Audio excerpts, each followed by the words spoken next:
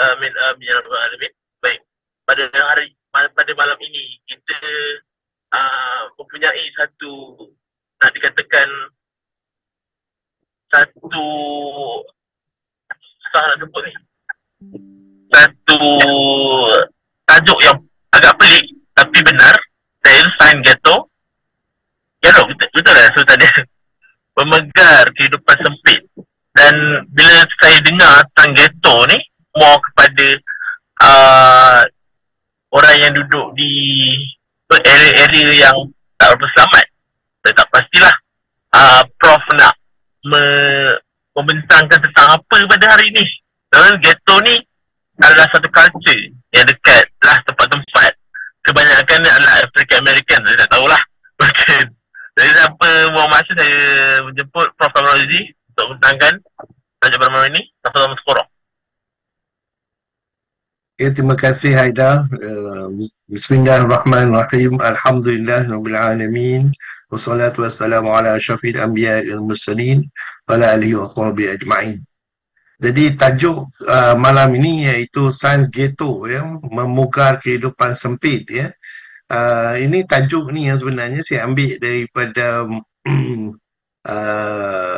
perkataan ghetto tu. Ghetto tu sebenarnya adalah satu kawasan perumahan, ya, di bandar, ya, di kawasan perumahan di bandar. Dan istilah ghetto tu telah berubah, ya, mengikut masa, dan saya akan cerita sikit mengenai perkara tersebut. Tapi apa yang saya nak tumpukan di sini ialah bagi tujuan kita di Malaysia, ya, yang ada juga, ya, beberapa kawasan yang telah menjadi kawasan ghetto ni, dan kita perlu melakukan sesuatu, ya, untuk mengatasi masalah ini.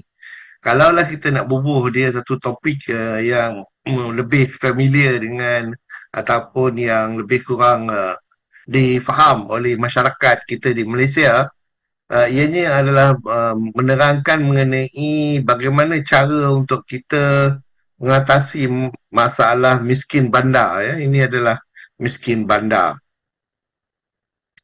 Okey, jadi kita tengok, kemiskinan tu sebagai contoh lah dalam gambar ni.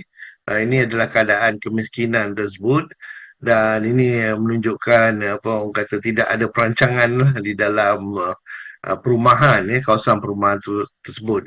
Ghetto ni berkait dengan perumahan yang sebenarnya, sama ada dalam bentuk high rise seperti ini ataupun dalam bentuk low rise ataupun dalam bentuk atas tanah saja. Dan ini adalah keadaan, ya, di sekeliling ghetto biasanya.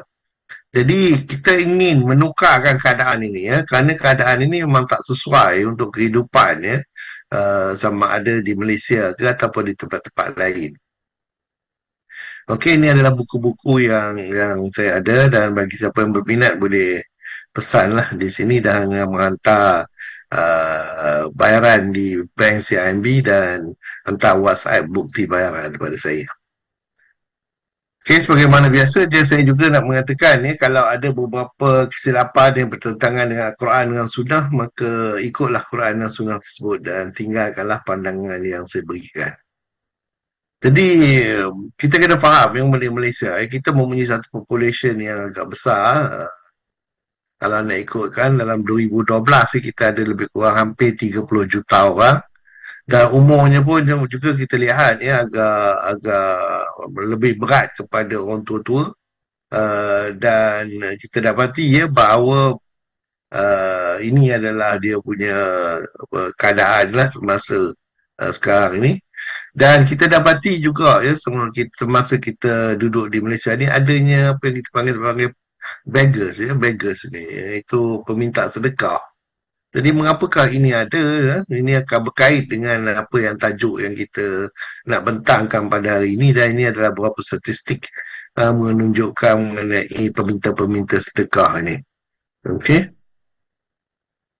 Jadi orang Melayu ni pun ada macam-macam jenis, ya, walaupun kita selalunya lump up orang Melayu sebagai satu saja, tapi yang sebenarnya ada, ya, berbeza-beza, sama ada orang Melayu bandar, orang Melayu luar bandar, orang Melayu di timur, pantai timur, orang Melayu di Sabah dan Sarawak dan lain-lain lagi. Jadi setiapnya itu adalah unik ya. Jadi orang Melayu ni agak unik ya dari segi kedudukan. Ya, dan oleh kerana kita adalah orang Melayu adalah jumlah race yang paling besar ya di Malaysia, maka tumpuan kita adalah lebih kepada orang Melayu lah ya dalam pembentangan ini. Dan kalau kita lihat ni, kalaulah kita ambil minimum wage kita pada sebelum pemerintahan yang baru ni adalah RM972, maka kita akan dapati ya harga makanan asas saja lebih kurang 37%. Jadi perlu kita lihatlah semula ya mengenai ini, dan kita dapati telah berlaku perubahan ya pada tahun 2019. Okay, mengenai wage ataupun gaji ya bagi setiap penduduk. Dan dari segi kerja juga kita dapati ada macam-macam kerja lah, dan ada trend dia sekarang ialah menuju kepada macam cyber security dan lain-lain lagi, big data, maknanya lebih kepada digital ya, sistem digital, dan juga dalam profesional lah. Jadi ini adalah keadaan pekerjaan dan kebanyakannya menumpu kepada sistem digital yang kerajaan telah galakkan ya untuk kita menuju ke sana.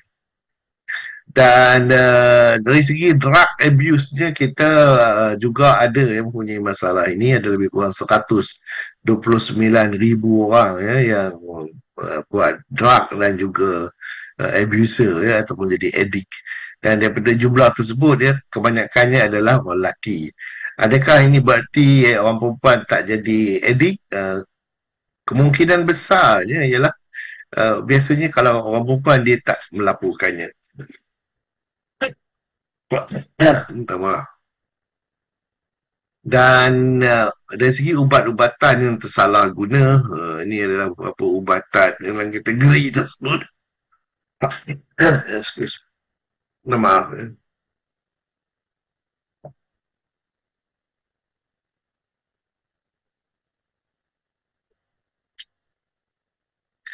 Dari segi qualification itu berapa tahap dia kita dapati lah 22% ya tidak pergi ke sekolah dan formal education.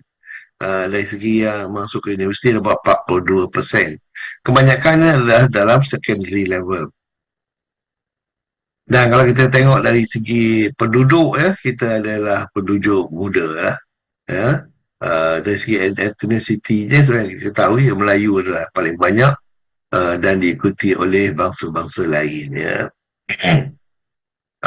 Mungkin dari segi occupation juga kita lihat ya, employment kita lebih kurang 24% ya, 24%. Jadi bila kita katakan mengenai ghetto, kita bercakap mengenai tempat tinggal ya. Kerana selalunya bila memperkatakan mengenai orang miskin ni, kita bercakap mengenai makan, minum dan pakaian ya. Dan juga itu adalah berkait dengan hak asasi manusia ya. Tetapi tempat tinggal selalunya kita abaikan. Cuma itulah kita dapati bahawa ini juga adalah satu masalah yang perlu kita timbangkan. Kerana pendapatan isi rumah yang rendah itu akan menyebabkan tidak dapat ya, dia membeli ya, ataupun menyewa ya, satu tempat yang bersesuaian dengan keperluan keluarganya. Kerajaan Malaysia ada melakukan sesuatu ya dalam dua program ni, iaitu program perumahan rakyat PPR dan program perumahan rakyat termiskin ataupun PPRT ya. Biasanya kita akan lihat PPR dan PPRT ni di kawasan bandar. Jadi kadang-kadang kita keliru ya, adakah PPR dengan PPRT ni sama ya? Sebenarnya tidak ya. Kalau kita cek dengan Google ya, kita akan dapati PPR ya, adalah berbeza dengan PPRT ini. Apa bezanya ya? Program Perumahan Rakyat PPR adalah di bawah Kementerian Perumahan dan Kerajaan Tempatan ya, ataupun KPKT ya. Dan mereka menawarkan rumah untuk dibeli dan rumah untuk disewa. Lagi satu ialah program perumahan rakyat termiskin ataupun PPRT. Yang ini di bawah Kementerian Pembangunan Luar Bandar KPLB ya. Jadi bantuan yang diberi juga sama je, itu banner rumah baru dan perbaiki rumah yang sedia ada. Jadi itu dia beza dia PPR dengan PPRT kan. Walaupun kadang-kadang kita tengok kat internet dia sebut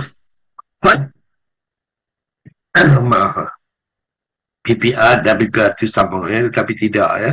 Dia bergantung kepada kementerian mana ya ia berada. Okey. Jadi ghetto ni dari segi takrifannya ialah di mana ahli kumpulan minoriti tinggal ya. Itu adalah dia punya definisi asalnya.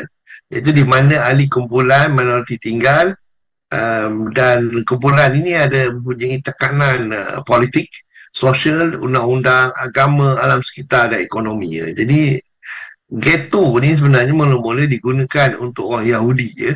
Orang Yahudi yang berkumpul dalam satu tempat di Itali ya, sebagai contohnya. Dan ianya selalunya dikenali sebagai kawasan yang termiskin dalam kawasan lain di bandar ya. Jadi ataupun versi kawasan larangan tersebut kita dapati bukan sahaja di Itali, di Malaysia, tapi juga di seluruh dunia ya.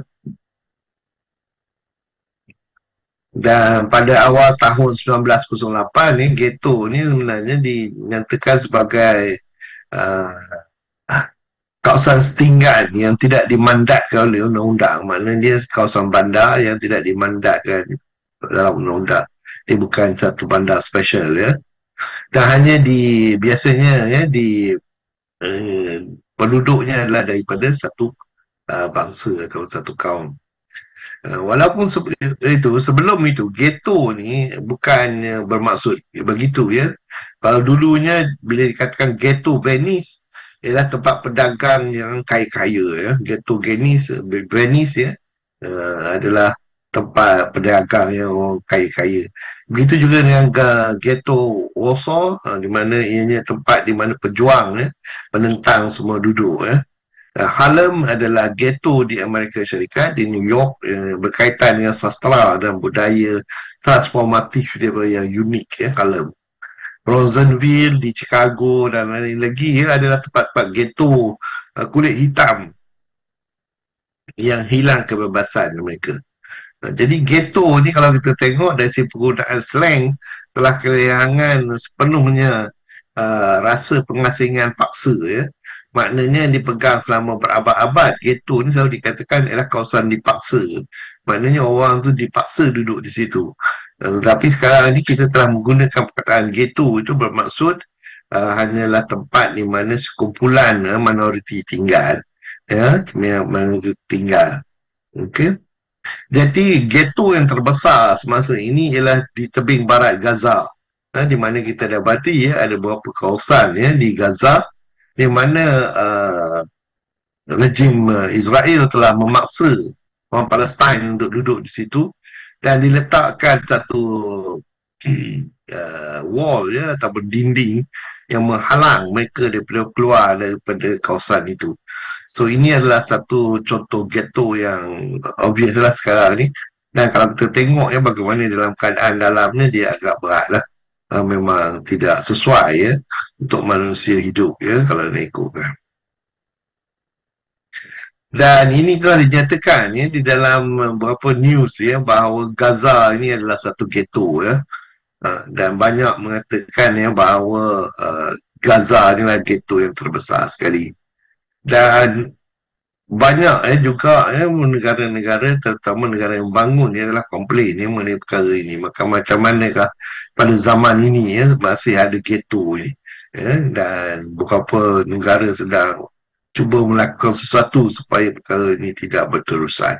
Okay, dan kita sebagai negara Malaysia juga ya cuba ya melakukan sesuatu dan bersuara ya terhadap kawasan-kawasan ghetto ini. Jadi kalau describe apakah ada kehidupan di ghetto ini, ianya adalah kehidupan yang tidak tertanggung ya, maknanya kesesakan adalah perkara biasa. Satu apartmen mungkin beberapa keluarga yang tinggal di dalamnya, paip rosak dan sisa manusia dibuang ke jalan bersama-sama dengan sampah. Penyakit berjangkit merebak dengan cepat dalam perumahan yang sempit dan tidak bersih. Orang ramai sentiasa lapar. Kalau dalam kes Jerman, sengaja membuat penduduk kelaparan dengan bahawa mereka membeli hanya sedikit roti, kentang dan lemak. Dan setengah penduduk mempunyai wang atau barang yang berharga yang boleh mereka jual untuk makanan yang diseludup ke dalam ghetto. Yang lain terpaksa mengemis atau mencuri untuk terus hidup. Semasa musim sejuk yang panjang macam sekarang ni, bahan api pemanasan adalah terhad. Ramai orang tidak punya pakaian yang panas yang mencukupi. Dan kalau orang yang lemah akibat kelaparan dan terdedah kepada kesejukan menjadi mangsa mudah penyakit. So beribu-ribu, berpuluh ribu mati di ghetto kerana sakit, kelaparan atau kesejukan. Setengah individu membunuh diri untuk melarikan diri dari kehidupan mereka yang tiada harapan ini. Inilah yang berlaku sekarang ni di Gaza. Dan kita berdoa lah Allah akan memberi bantuan kepada mereka dan harap bantuan yang kita hantar pun akan sampai kepada mereka. Jadi apa yang berlaku ialah setiap hari kanak-kanak menjadi yatim piatu. Ramai yang terpaksa menjaga kanak-kanak yang lebih kecil. Anak-anak yatim sering tinggal di jalanan, meminta cebisan roti daripada orang lain yang sedikit atau tidak ada apa untuk dikongsi. Ramai yang mati beku pada musim sejuk ini. Dan untuk terus hidup, kanak-kanak ni perlu bijak dan menjadikan diri mereka berguna. Kanak-kanak kecil di ghetto macam Warsaw sebagai contohnya, kadang-kadang membantu menyelundup makanan kepada keluarga dan rakan mereka dengan merangkak melalui celah sempit di dinding ghetto. Ini adalah satu risiko yang besar lah kerana akan tertangkap akan dihukum yang berat. Ramai anak muda meneruskan pendidikan mereka dengan mendahari kelas yang dianjur oleh orang dewasa di banyak ghetto. Padahal kelas begini biasanya diadakan secara rahsia. Ya. Walaupun penderitaan dan kematian menyelubungi mereka, kanak-kanak ini tidak berhenti bermain dengan permainan. Ada yang punya anak patung atau terak kesayangan mereka bawa ke ghetto bersama mereka. Dan kadang-kadang juga membuat permainan guna apa saja kepingan kayu dan yang ada di ghetto tersebut. Inilah di kawasan ghetto, kawasan penduduk kota yang dihuni oleh kelompok pemuda masyarakat yang miskin atau terpinggir, seringkali dengan kondisi perumahan yang buruk dan akses terbatas terhadap layanan dasar saja. Jadi adanya ketidaksetaraan ekonomi, ini adalah ciri-ciri kawasan ghetto. Adanya diskriminasi rasial ataupun sosial dan ketidaksetaraan pendidikan dan kondisi sejarah yang menyebabkan perkara ini berlaku. Dan perubahan ekonomi dan struktur yang menyebabkan ramai orang miskin terkumpul di situ. Polisi pemerintah yang tidak tepat kerana meletakkan mereka di satu tempat orang miskin semuanya. Jadi kitaran kemiskinan disebabkan mereka duduk di situ, mereka terjebak dalam kitaran kemiskinan ini. Jadi penting bagi kita walaupun nampak kompleks kita perlu memastikan bahawa ghetto ni tidak wujud di Malaysia.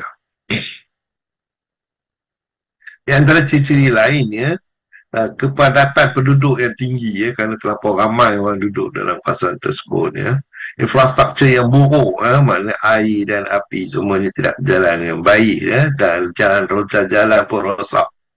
Kondisi perumahan yang buruk mana kawasan ini kecil sebagai kotak-kotak saja dan tidak aman kerana ada banyak pencuri dan lain-lain yang berlaku di kawasan ghetto ni.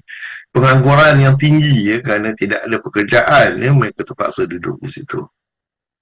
Dan ketidaksetaraan dari pendidikan oleh kerana mereka terlampau kawasan tidak sesuai untuk duduk, maka tidak susah juga untuk anak-anak itu untuk mendapat pendidikan yang baik. Kurangnya akses terhadap layanan kesihatan tak ada doktor yang mahu masuk dalam kawasan itu. Segregasi sosial dan etnik pun akan berlaku. Kurangnya peluang ekonomi kerana tidak ada siapa yang ada kuasa membeli di dalam kawasan ghetto ni. Kitar kemiskinan yang sulit diputuskan kerana keluarga ini akan melahirkan anak-anak yang akan juga menjadi miskin pada masa depan. Jadi ini adalah semuanya keadaan yang sedang berlaku. Dan ada beberapa kawasan yang kita tahu sudah approach ke arah ini, iaitu akan menjadi sebuah ghetto di Malaysia. Apakah dia peranan kerajaan? Ya, sebaiknya kerajaan cuba menumpukan kepada kawasan-kawasan ini dan cuba mengurangkan kesenjangan sosial, meningkatkan akses terhadap pendidikan, pekerjaan, perumahan dan layanan kesihatan serta mendukung pembangunan komuniti yang berlanjutan. Jadi kita kena laksanakan perkara ini. Cuma apa yang kita lihat sekarang ni tanpa disengajakan perkara ini berlaku Jadi polisi perumahan yang tidak memadai tidak sesuai. Ketidakseraan alokasi sumber daya kita dapati kawasan ini biasanya tidak mendapat support daripada kerajaan. Kurangnya keterlibatan komuniti tak membantu ketidakseraan dalam pendidikan yang saya dah sebut juga tadi. Jadi penting bagi kita untuk melihat keadaan ini yang sedang berlaku di bandar-bandar kita.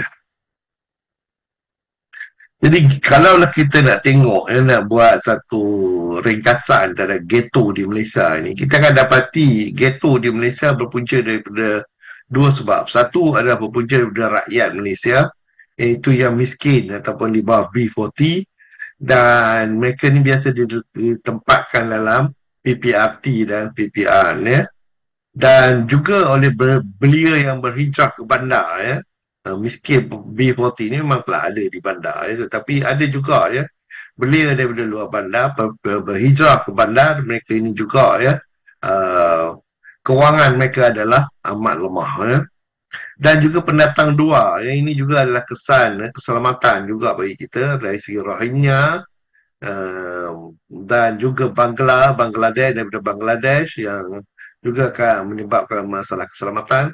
Daripada Indonesia juga mendapat keselamatan dan banyak lagi lain-lain negeri negara yang telah pendatang-pendatang yang datang, sama ada mereka datang pada awalnya untuk mengisi ke pekerjaan, tetapi ramai juga yang datang secara tidak rasmi tidak rasmi.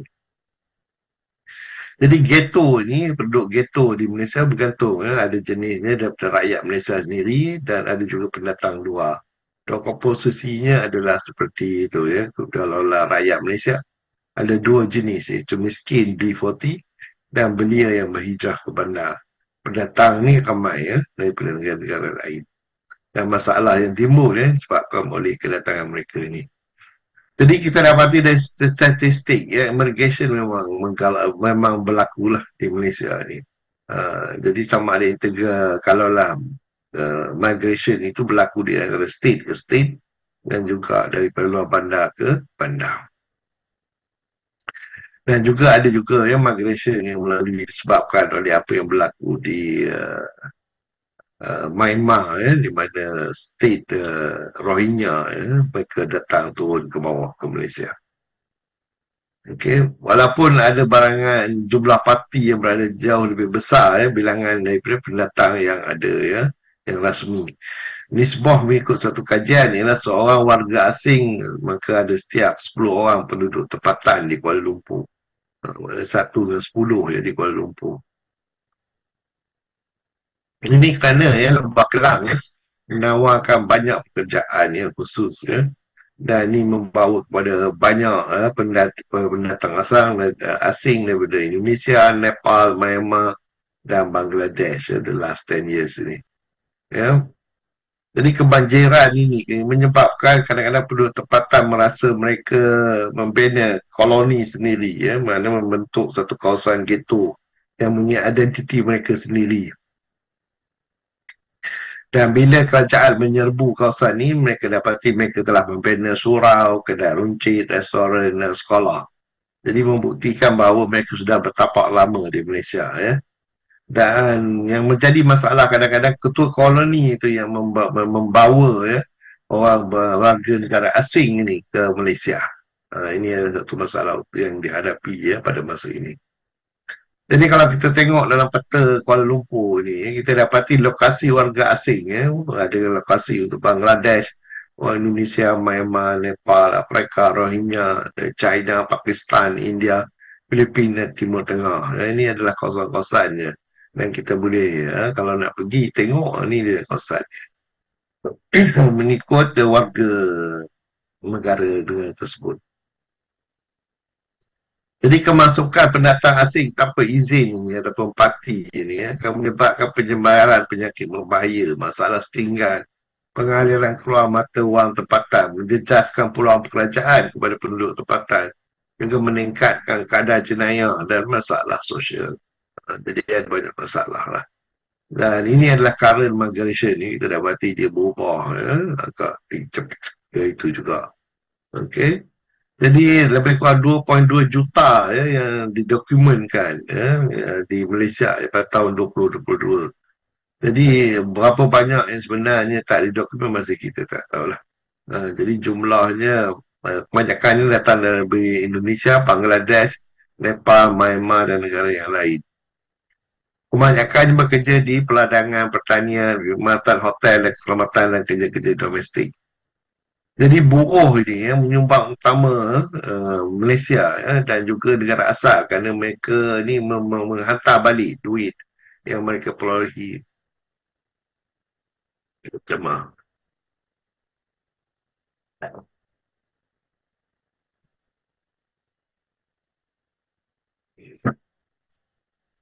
Jadi majoritinya adalah daripada Myanmar, iaitu golongan Rohingya, Chin dan kumpulan etnik lain yang datang ke Malaysia. Ini kawasan-kawasan yang kita istilahkan sebagai kawasan bandar. Ini kawasan bandar, ini pun kawasan bandar kita dapati ini dia perumahan tersebut di bandar. Cuma rumah PPR ni, kawasan bandar biasanya bertingkat 5 hingga 18 tingkat. Luasannya tidak kurang daripada 700 kaki persegi Ada 3 bilik biasanya, 1 ruang tamu, 1 ruang dapur dan 2 bilik air. Dan biasanya ada kemudahan-kemudahan tetapi tidak mencukupi Jadi inilah syarat-syaratnya, mesti 3,000 sebulan saja gaji.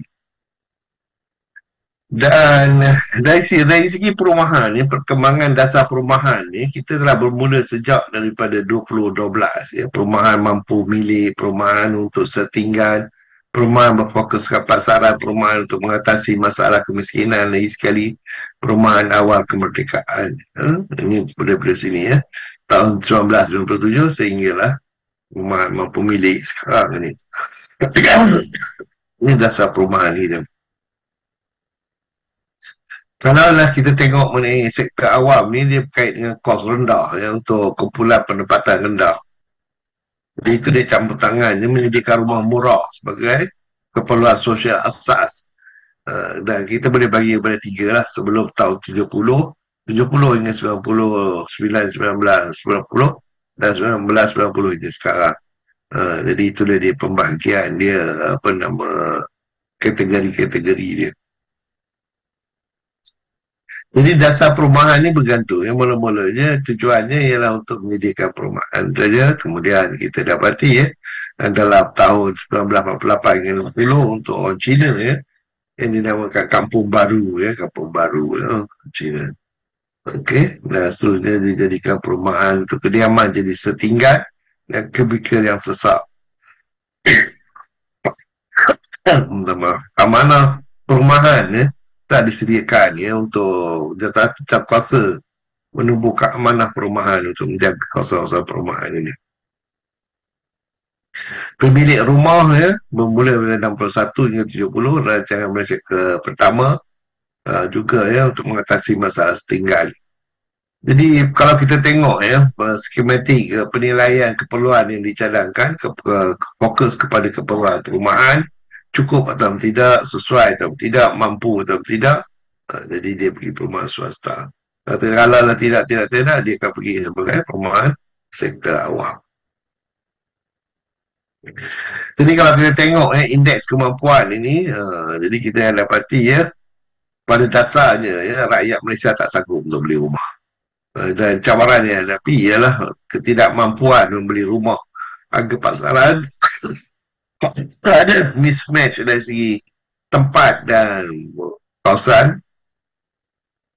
Itu benar-benar itu sendiri tak berinovasi dan ketiadaan sistem bersepadu dalam mempadankan ada penawaran dan permintaan. Jadi walaupun kita ada dasar ni, dasar perumahan negara, tetapi dia masih tak fokus ya. Mungkin kerana pertumbuhan penduduk, minta maaf.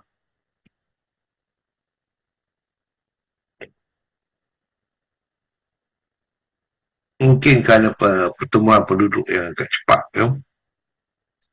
Walaupun ada ya perancangan dia, strategi dia, tetapi nampaknya berbanyak lagi yang perlu dilakukan ya, kerana penghijrahan ni ada dua jenis kemiskinan ni tu. Dari luar bandar dan kos hidup di bandar yang tinggi dan peluang pekerjaan yang kurang. Jadi ini berlaku ya, dan impaknya ialah di kawasan-kawasan bandar. Jadi bagaimana kita nak memukar ya, kehidupan ghetto ni ya, restoring the image ya, basically.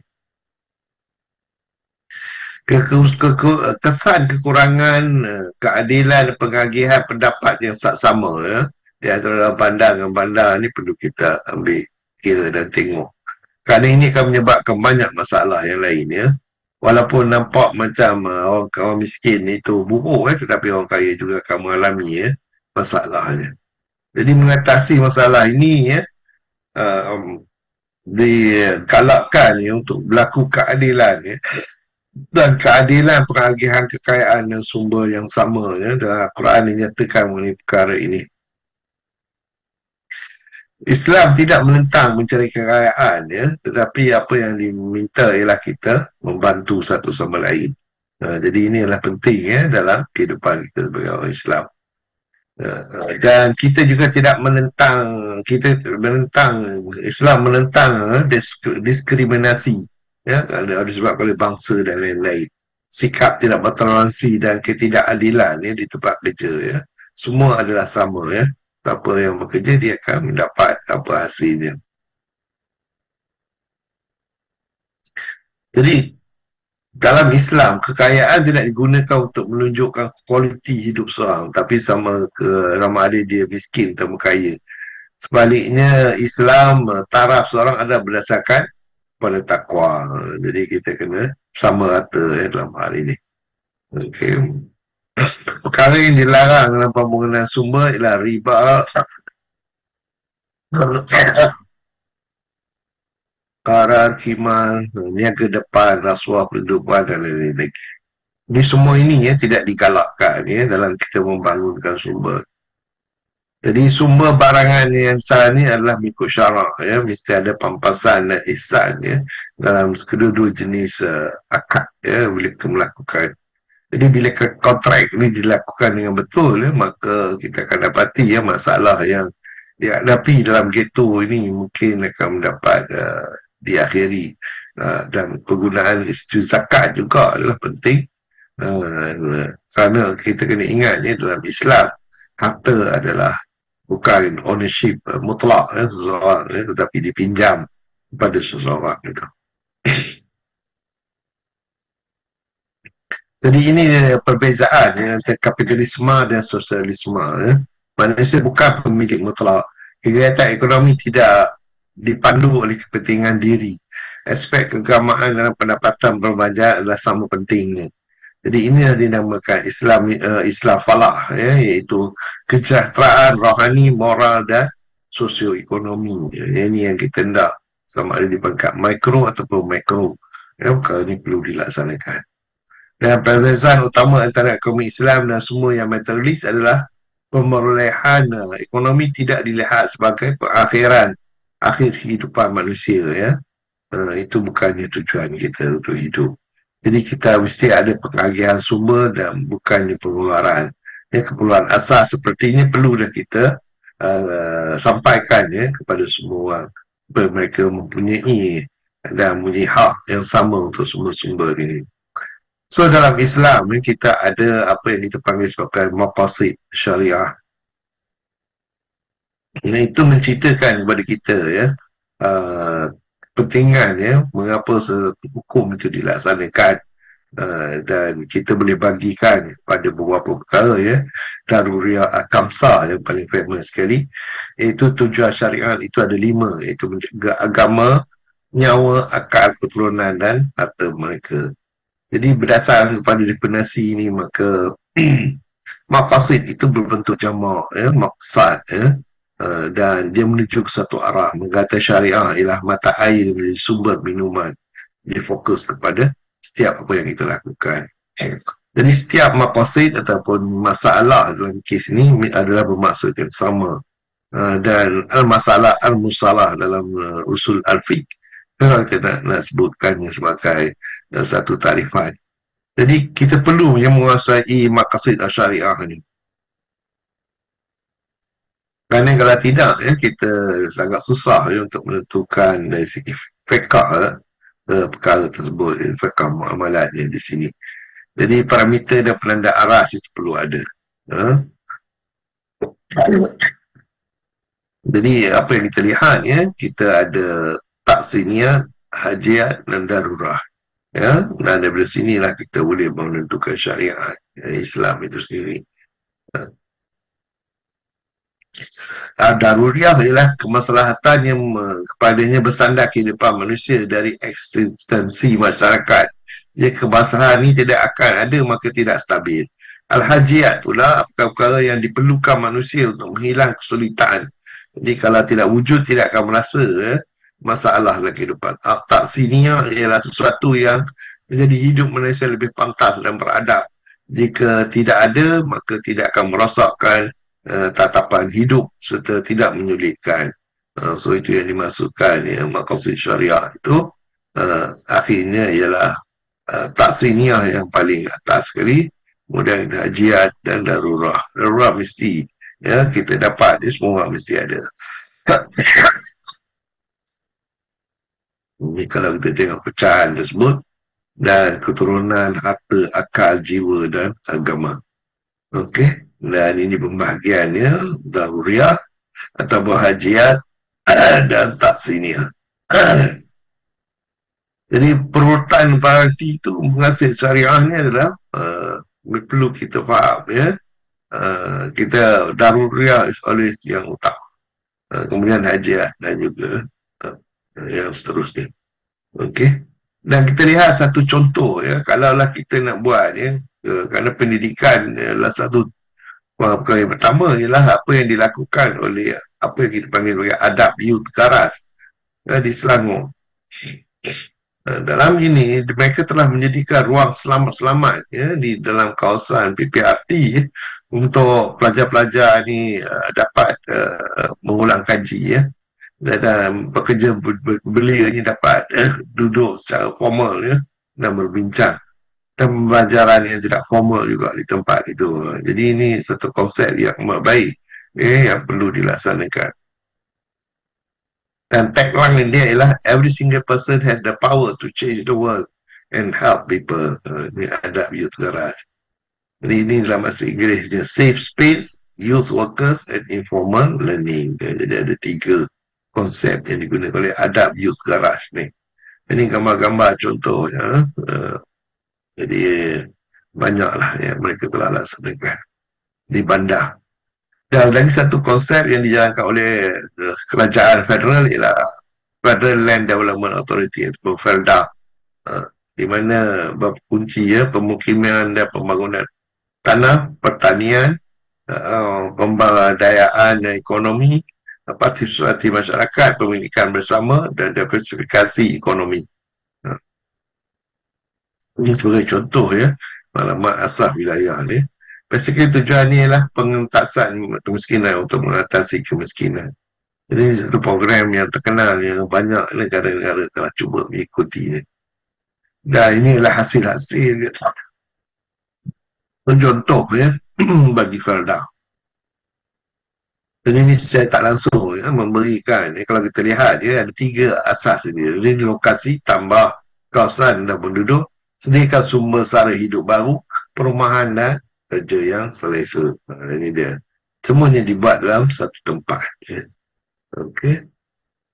Jadi kita tengok pula China, ya. China juga, ya, melakukan konsep menukarkan ladang dengan hutan, menukarkan ini.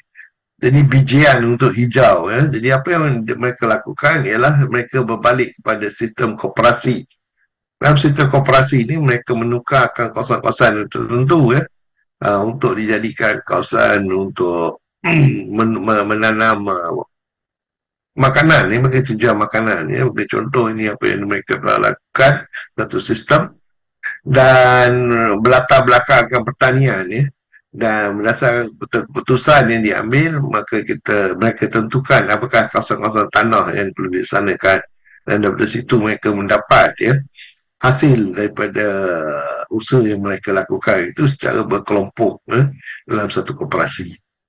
Jadi ini adalah satu contoh dan digerakkan oleh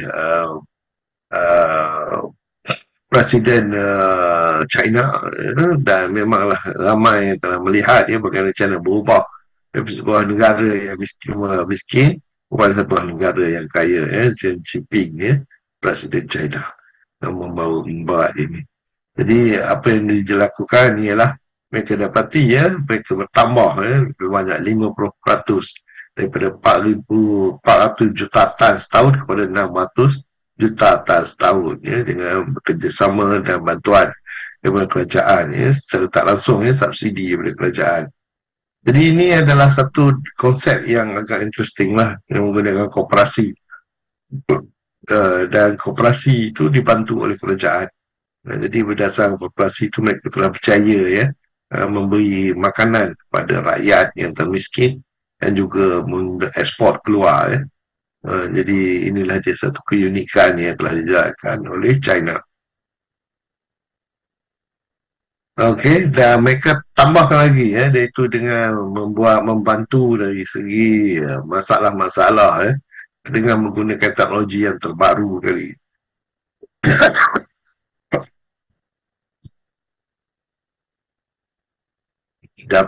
US cuba buat yang sama tetapi mereka gagal kerana mereka dapati bahawa terlampau banyak komponen-komponen yang mereka tak boleh kawal sebagai contoh sistem pengangkutan dan juga harga barang yang turun naik terlampau cepat. Jadi inilah kita mahu satu kawasan hidup sejahtera yang semua boleh menikmati jadi itu yang kita harap bahawa sistem perumahan itu akan menjadi lebih baik lagi dan kita menggalakkan pengumpulan dan kekayaan itu bukan untuk tujuan untuk dikumpul atau ditimbun. Hendaklah kita berkongsi dan akhirnya perkongsian itu akan menyelamatkan semua orang iaitu kaya dan orang miskin. Okey, wabillahi taufiq wal hidayah. Assalamualaikum warahmatullahi wabarakatuh. Waalaikumsalam warahmatullahi wabarakatuh. Baik, saya ada persoalan tapi saya buka kepada hadir-hadirat untuk bertanya soalan maupun menambah apa yang telah dipersembahkan pada hari ini. Silakan.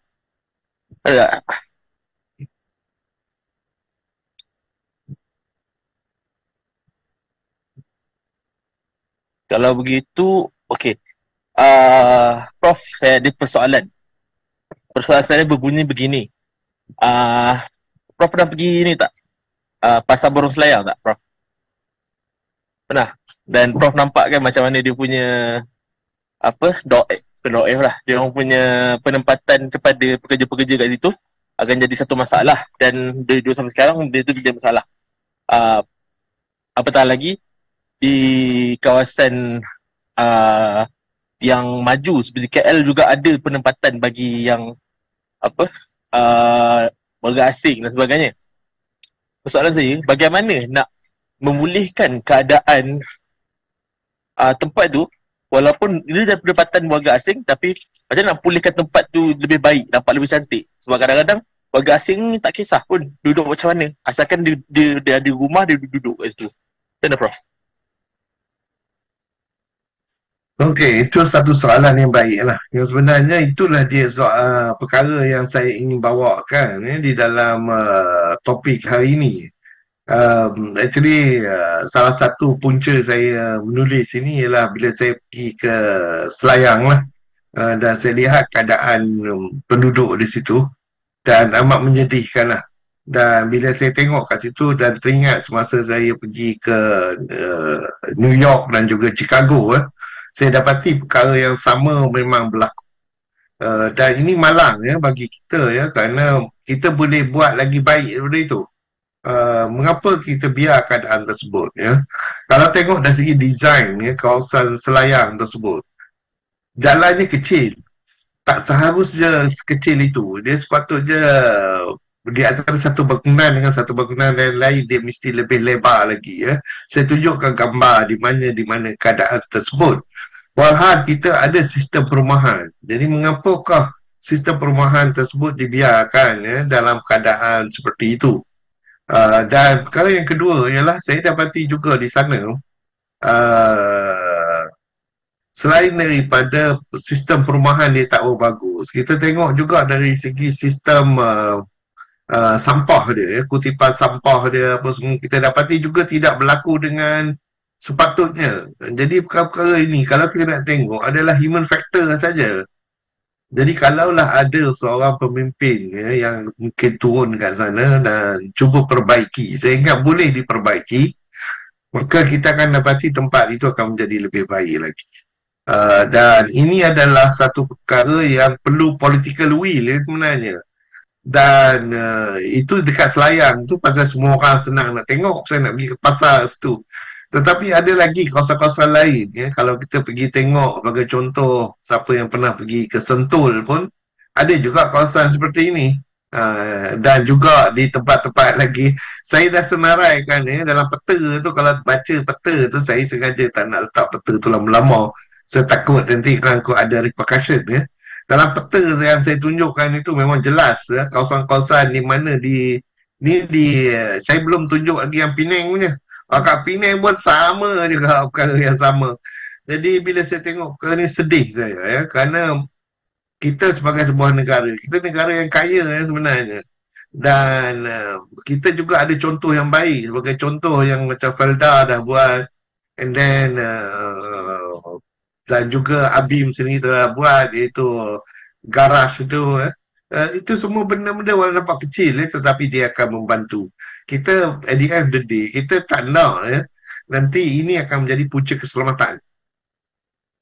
Mana sebagai contoh di Selayang itu, saya tak tahu berapa ramai yang betul-betul berdaftar dengan kerajaan. Cuma yang masalah ni, kita ni, kerajaan kita di Malaysia, kita tidak mengakui UNCR ni. Maknanya kalaulah you ada pendatang itu ada kad UNCR, kerajaan Malaysia tak iktiraf. Jadi bila dia tak iktiraf itu, polis pun tak iktiraf, semua orang tak iktiraf. Bila semua tak iktiraf, itu yang jadinya mereka ni adalah ghetto ya. Ghetto tu konsepnya ialah undang-undang dia tersendiri. Maknanya bergantung kepada siapa ketua di situ. Itu yang saya panggil sebagai ketua kongsi ya, ketua kongsi.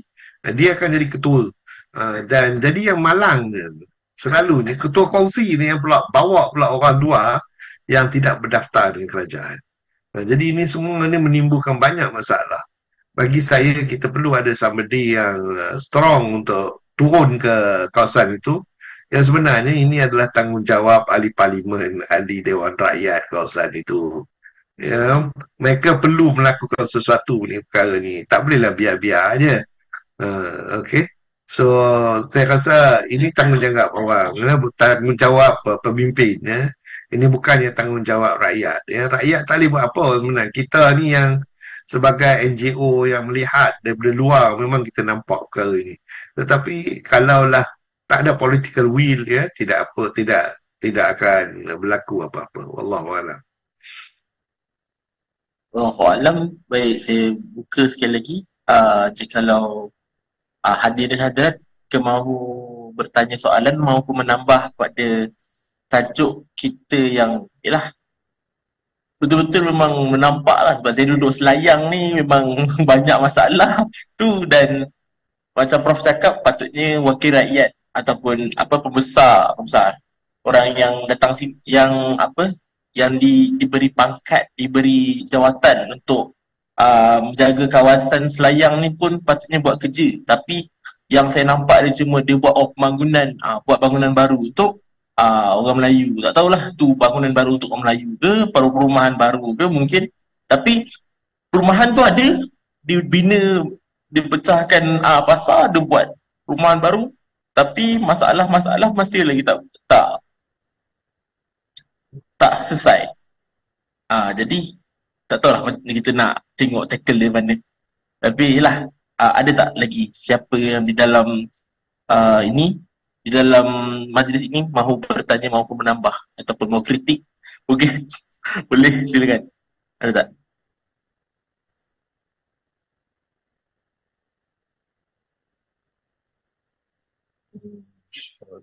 Kalau tiada, saya juga ada satu lagi persoalan. Persoalan saya, bagaimana untuk Prof, pendapat Prof, adakah saya sendiri, saya mungkin mahu beli rumah, kan, perumahan, tapi adakah relevan saya beli perumahan yang, itulah kadang-kadang saya cuma boleh, yalah, saya bujang dan saya rasa saya cuma boleh beli cuma rumah-rumah yang PPR dan dah rumah-rumah kecil-kecil lah. Adakah patut saya beli rumah macam tu ataupun saya hanya menyewa terlebih dahulu sebab yalah ekonomi tak cantik sekarang ni, ataupun sebab kadang-kadang rumah yang saya dapatkan adalah rumah yang seperti ghetto ni lah, rumah yang dalam kawasan gelap. Ada masalah dekat situ. So adakah relevan kalau rakyat Malaysia khususnya orang muda belia sendiri untuk beli rumah dan tinggal dalam kawasan-kawasan ghetto ni? Saya apa? Okey, apa nama, itu pun soalan yang bagus. Ya. Sebenarnya dari segi konsep asasnya, memang sepatutnya kita dari muda lagi beli rumah. Ini pengalaman saya sendirilah. Semasa saya balik, itu dah mula bekerja dekat USM. Perkara yang pertama saya buat ialah saya beli rumah.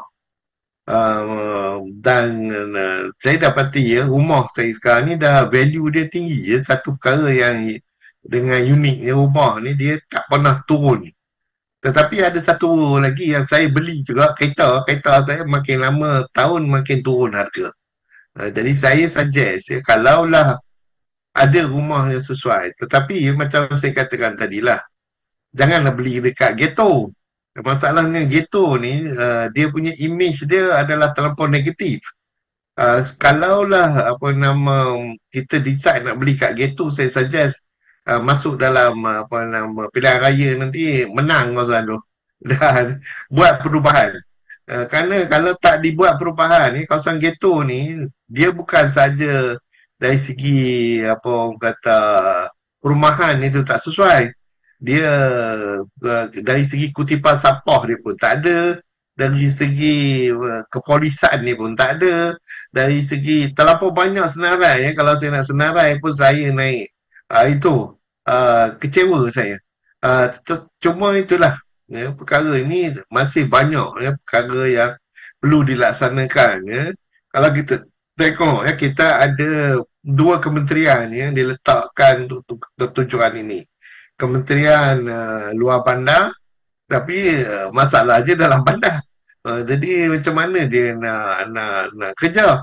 Dan lagi satu ialah kerajaan tempatan. Jadi dua kementerian ni perlu melakukan sesuatu ya. Walaupun dia ada usaha melakukannya, cuma mereka tidak, saya nampaklah ini masalah dia. Sebagai contoh ya, kampung baru ya, di kampung baru kita ni di Kuala Lumpur ya. Walaupun ada usaha jalankan untuk menukarnya, sampai sekarang lah ada macam-macam masalah ya, telah timbul disebabkan oleh ownership ya, kawasan tersebut. Jadi perkara ini perlu kita ambil kira ya, kerana bila kita involve dengan perumahan dan manusia ya, kita punya treatment terhadap mereka adalah berbeza kerana mereka manusia ya.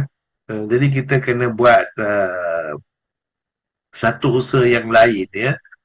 Sistem Felda ya, sebenarnya kalau kita tengok apa yang dilakukan semasa sistem Felda, kalau kita buat kajian, kita dapati ya, kita lakukan reallocation ya, maknanya kita pindahkan orang tu ya. Sebagai contoh ya, orang tu miskin, duduk katakan kat Ipoh, Perak, dan dipindahkan ke Felda.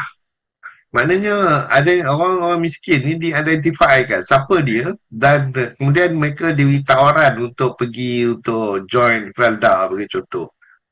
Dan saya ingat perkara yang sama boleh kita buat ya, sebagaimana apa yang China buat. China buat ialah dia menggunakan sistem koperasi. Kerajaan dia telah pump in money ya, dalam koperasi supaya boleh membantu rakyat dia bertukar ya, menjadi miskin kepada medium class ya, medium class. Bagaimana dia buat ialah dia memberi duit kepada koperasi itu, membeli sebagai contoh alat-alat untuk pertanian, baja dan lain-lain dengan kos daripada kerajaan. Jadi dengan itu bila diberi kepada rakyat, kos dia lebih murah. Dia berbanding dengan kalau kita serah ke swasta.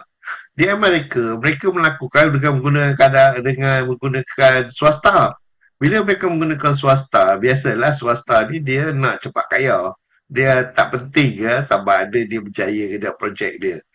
Jadi bila perkara ni berlaku, maka gagal lah. That's why mereka sistem untuk menghidupkan balik ghetto tak berjaya. Dan saya yakin kalau kerajaan Malaysia boleh buat perkara yang telah dibuat untuk Felda dahulu kita tidak akan ada orang miskin. Kerana tanah-tanah kita adalah tanah-tanah yang subur. Macam Selayang tu, kalau boleh dikeluarkan separuh daripada penduduk yang ada sekarang ni dekat Selayang, saya rasa kawasan itu akan menjadi amat cantik sekali. Wallahualam. Allahu'alam bisawab. Baik. Itu saja. Prof boleh beri satu kesimpulan tak berkaitan dengan tajuk pada malam ini? Silakan Prof. Okey, alhamdulillah. Sebenarnya dalam usaha kita untuk memperbaiki kehidupan kita di Malaysia ni penting bagi kita untuk menjaga amanah yang diberikan kepada kita. Dan amanah ini bukan hanya diberi kepada pemimpin tetapi juga kepada rakyat sendiri. Dan rakyat perlu memain peranan sebagai rakyat madani. Kita juga mesti aktif dalam menggerakkan ekonomi dan juga menggerakkan setiap perkara yang berlaku di sekeliling kita. Jadi maaf. Jadi bila kita sama-sama bergerak kerajaan, maka insya-Allah kita akan hidup lebih selesa lagi. Wallahualam. Allahu'alam. Yalah, kita dah sampai ke penghujung rancangan. Dan saya harap benda ni sesiapa yang mendengar di sini maupun di live Facebook, Wak TV, kan, kalau anda mempunyai kuasa untuk menukarkan nasib-nasib rakyat, tolonglah tukar, tolonglah ke arah kebaikan. Sebab kita kadang-kadang kita cuma boleh berbincang tapi kadang-kadang jika ada yang berkuasa, dia saja yang boleh menukarkan. Dan apa yang kita boleh buat adalah kita berdoa agar Malaysia ini terus aman, damai dan juga masih lagi kita hidup dalam harmoni sehingga anak cucu. Saya tak kahwin lagi, kita nak tanya. Okey, itu saja pada malam ini. Harap benda ni, harap tajuk ni akan dibawa ke topik ni akan dibawa ke usrah-usrah di negeri, di kampus maupun di tempat kerja. Dan kita sudahi dengan tasbih kafarah surah As.